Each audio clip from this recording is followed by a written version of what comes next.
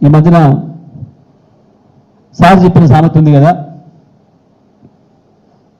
మొన్న సభలో అని చెప్పి దాన్ని చూసి కలబడ్డట్టు నీ చంద్రబాబు అంత మొగుడే అంత మనుగాడే అయితే ఎందుకు అమరావతిలో ఒక్క సెక్రటేరియట్ కట్టుకోలేకపోయాడు? 5 సంవత్సరాలు క్లియర్గా పరిపాలన చేసిండు కదా మోడీ. ఆయన చేతనే ఉన్నాడు కదా, అలా మోడీనే స్వయంగా వచ్చి శంకుస్థాపన చేసిండు కదా. మేము కూడా ఏం కిరికిరి పెట్టకుండా మా కేసీఆర్ సార్ కూడా వచ్చి ఆశీర్వాదం వచ్చిండు కదా మీకు. అయినా ఎందుకు ఒక్క బంగ్లా కట్టలేకపోయినావు? మా కేసీఆర్ ఉన్నదాన్ని మూలగొట్టి అద్భుతమైన బంగ్లా కట్టినాడు సచివాలయాన్ని మొత్తం భారతదేశం అంతా చూసేటట్టు.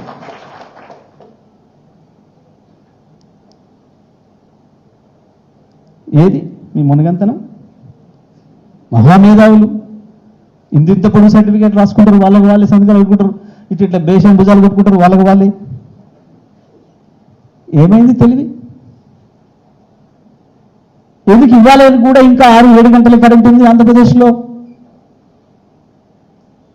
ఇవాళకి కూడా 6-7 గంటల కరెంటు రైతాంగానికి. ఎందుకు కేసీఆర్ ఇవ్వగలిగింది 3 ఏళ్లలో 24 గంటల కరెంట్?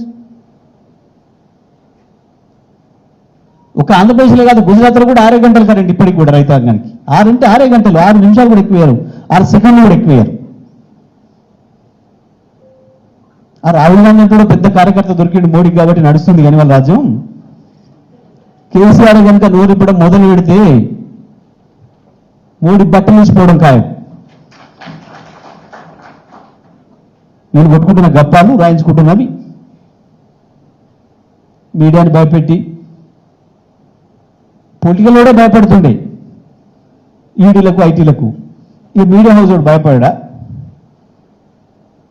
వాళ్ళు చేసే పనులే అవాయి, ప్రతినిత్యం భయం నేనాయి.